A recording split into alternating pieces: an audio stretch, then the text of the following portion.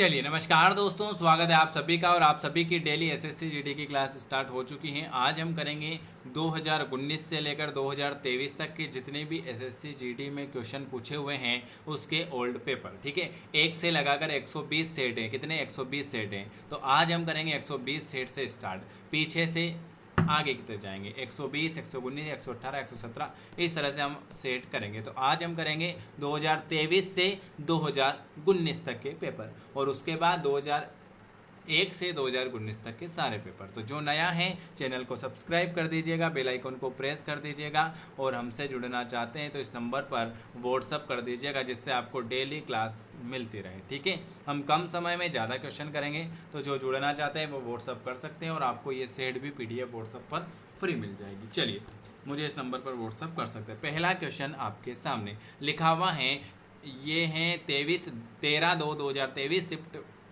SSC constable GD और rifleman. Glacier आमतौर पर रिक्त स्थान में पाए जाते हैं। ग्लेशियर आमतौर पर कहाँ पर पाए जाएंगे? तो ग्लेशियर आमतौर पर पहाड़ में पाए जाएंगे। कहाँ पर? पहाड़।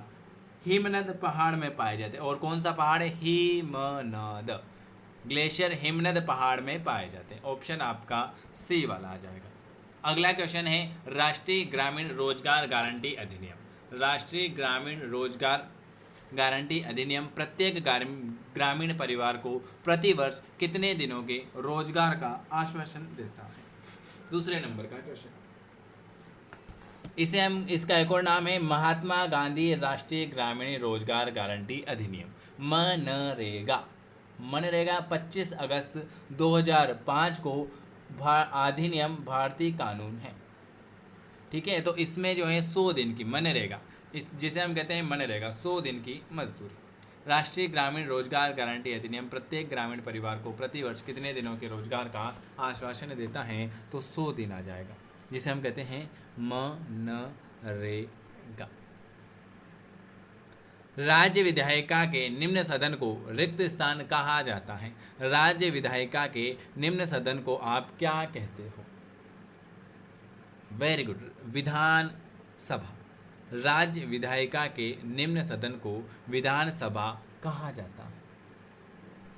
चलिए अगला क्वेश्चन, भारत के गुजरात में स्थित एक सहकारी बैंक SEWA स्वनियोजित महिला संघ। SEWA इसका अर्थ होता है स्वनियोजित महिला संघ।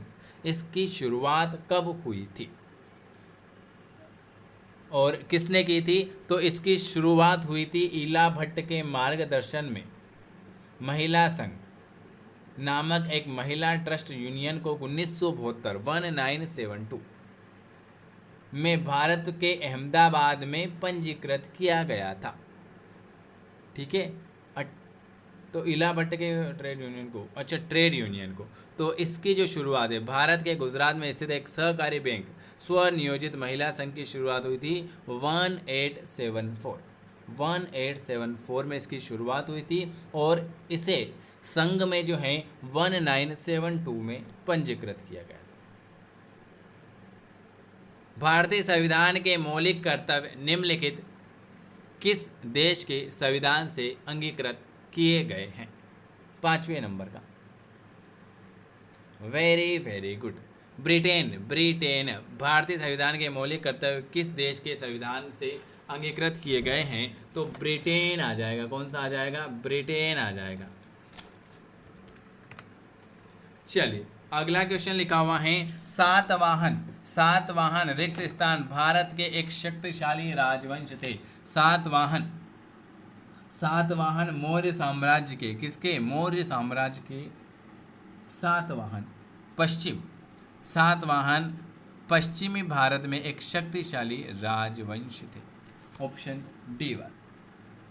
औपनिवेशिक भारत में इंडियन एसोसिएशन की स्थापना निम्नलिखित में से किस स्थान पर हुई थी? औपनिवेशिक भारत में इंडियन एसोसिएशन की स्थापना किस स्थान पर हुई थी? वो हुई थी कलकत्ता में हुई थी। कहाँ पर हुई थी? कलकत्ता में हुई थी।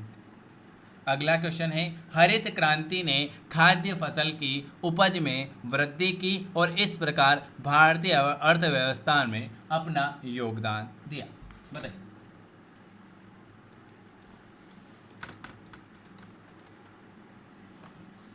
Very very good. हरित क्रांति, वेरी गुड, सकारात्मक। हरित क्रांति के जनक कौन है, कमेंट करके जरूर बताना। हरित क्रांति ने खाद्य फसल की उपज में वृद्धि की और इस प्रकार भारतीय अर्थव्यवस्था में सकारात्मक योगदान दिया। यीस्ट और हाइड्रोजन पेरो ऑक्साइड बनाते हैं। यीस्ट और हाइड्रोजन पेरो ऑक्साइड बनाते हैं, ऑक्सीजन बनाते हैं। यीस्ट और हाइड्रोजन पेरो ऑक्साइड क्या बनाते हैं, ऑक्सीजन बनाते हैं। चलिए अगला क्वेश्चन, नवंबर 2022 में भारत सरकार के किस केंद्रीय मंत्री ने इंडियन कैंप 2022 का उद्घाटन किया?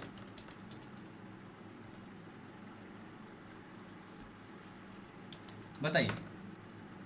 नवंबर 2022 में भारत सरकार के किस केंद्रीय मंत्री ने इंडिया कैंप 2022 का उद्घाटन किया था? तो वो किया था मनसुख मंडाविया ने। किसने किया था? मनसुख मंडाविया ने किया था। फरवरी 2022 में चुनाव के बाद उत्तराखंड के नए मुख्यमंत्री कौन बने थे? तो पुष्कर सिंह धामी।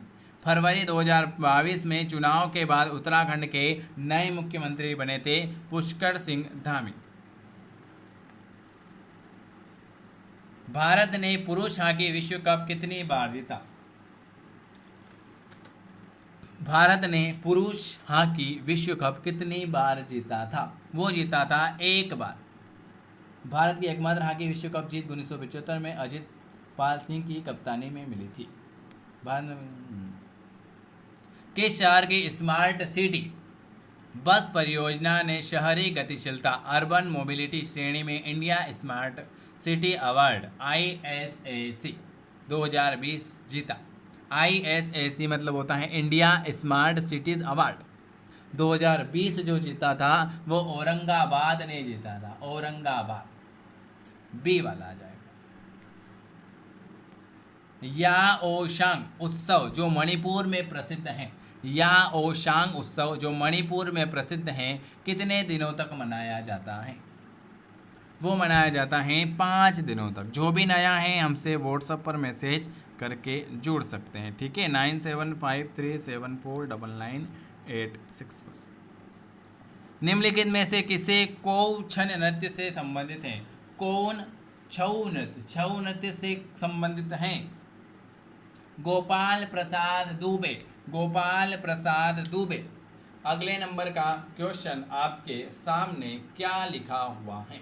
अगले नंबर का क्वेश्चन आपके सामने लिखा हुआ है, उपभोक्ता संरक्षण अधिनियम 2019 के अनुसार एक ई कॉमर्स इकाई भारतीय कंपनी अधिनियम के अनुसार निगमित कंपनी है और यह अनुपालन सुनिश्चित करने के लिए एक नियुक्त करेगी। क्या नियुक्त करेगी? ये नियुक्त करेगी नोडल अधिकारी नियुक्त करेगी। ऑप्शन आपका 4th नंबर का आ जाएगा। हॉकी मैदान का आयाम कितना होता है? ये आप सभी को पता होना चाहिए कि हॉकी मैदान का आयाम होता है 91.4 मीटर लंबा और 55 मीटर चौड़ा। हॉकी टीम का आयाम। निम्नलिखित में से कौन सा लोक नृत्य छत्तीसगढ़ में किया जाता है?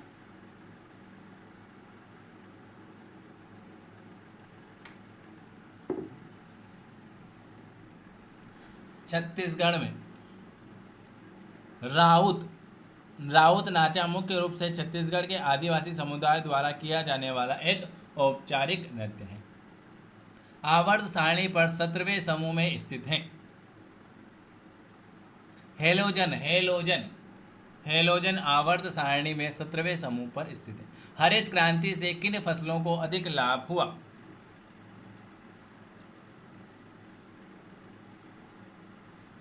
वेरी गुड, ए वाला खाद्यान्न पर। ये पेपर कंप्लीट हो चुका है जिसमें 20 क्वेश्चन थे। वीडियो कैसा लगा कमेंट करके जरूर बताएं। वीडियो देखने के लिए धन्यवाद। और ऐड होना चाहते हैं तो व्हाट्सएप पर मैसेज कर सकते हैं।